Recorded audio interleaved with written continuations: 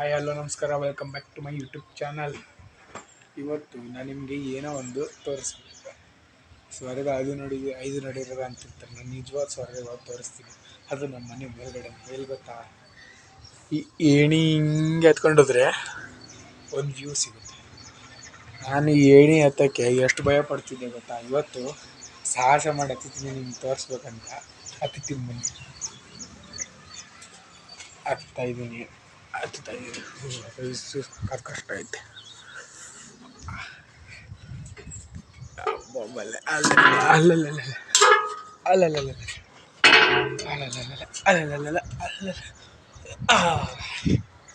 Guys, finally ಬಂದೇ ಬಿಟ್ಟೆ.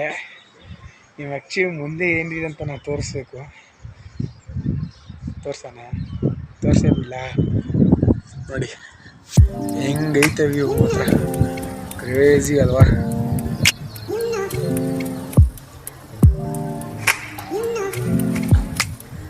ಈ ನೋಡಾದ್ಮೇಲೆ ಇನ್ನೇನು ಅಲ್ಲಿ ನೋಡಿ ಇನ್ನೊಂದು ಅಪಾರ್ಟ್ಮೆಂಟ್ ಕ್ರೇಜಿ ವ್ಯೂ ಗೈಸ್.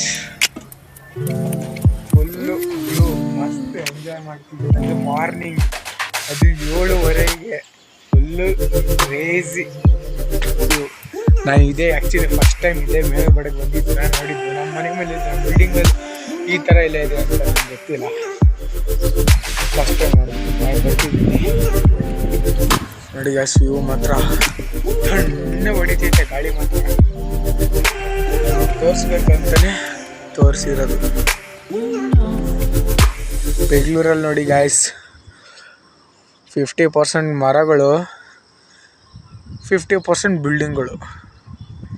ಜಾಸ್ತಿ ಮರ ಬೆಳೆಸ್ಬೇಕು ಗೈಸ್. ಮರ ಬೆಳೆಸಿದ್ರೆ ಈ ಥರ ತಣ್ಣಗೆ ಗಾಳಿ ಹೊಡೆಯುತ್ತೆ. ಆಹಾ ನೋಡಿ ಗಾಯ್ಸ್, ಇದಕ್ಕೆ ಹೇಳೋದು ಎಲ್ಲರೂ ಪರಿಸರವನ್ನು ಉಳಿಸಿ. ಏನಕ್ಕೆ ಹೇಳೋದು, ಈ ಥರ ತಣ್ಣ ಗಾಳಿ ಬರುತ್ತಲ್ವ ಅದಕ್ಕೆ. ನಡಿ ಮಸ್ತ್. ನಾನಂತೂ ಸಿಕ್ಕಾಪಟ್ಟೆ ಎಂಜಾಯ್ ಮಾಡಿದ್ದೀನಿ. ನೀವು ಎಂಜಾಯ್ ಮಾಡಿದ್ರೆ ಅನ್ಕೊಂತೀನಿ. ಈ ವಿಡಿಯೋ ನಿಮ್ಗೆ ಇಷ್ಟ ಆಗಿದ್ರೆ ಲೈಕ್ ಮಾಡಿ, ಶೇರ್ ಮಾಡಿ, ಸಬ್ಸ್ಕ್ರೈಬ್ ಮಾಡ್ಕೊಡಿ. ಮುಂದಿನ ವಿಡಿಯೋ ಸಿಗ್ತೀನಿ. ಮತ್ತು ನಾನು ಇಲ್ಲೇ ಸ್ಟೇಯಿಂಗ್ ಇನ್ ನೈಟ್ ಇಲ್ಲೇ ಮಲ್ಕೋಬೇಕಂತಂದ್ರೆ ಚಾಲೆಂಜ್ ಬೇಕು ಅಂದರೆ ಕಾಮೆಂಟ್ ಹಾಕಿ. ಮುಂದಿನ ವಿಡಿಯೋ ಸಿಗ್ತೀನಿ. ಅಲ್ಲಿವರೆಗೂ ಬಾಯ್. ಇನ್ನೇನು ಈ ವ್ಯೂ ಎಂಜಾಯ್ ಮಾಡಿಕೊಂಡು ನೋಡ್ತೀನಿ. ಅಲ್ಲಿವರೆಗೂ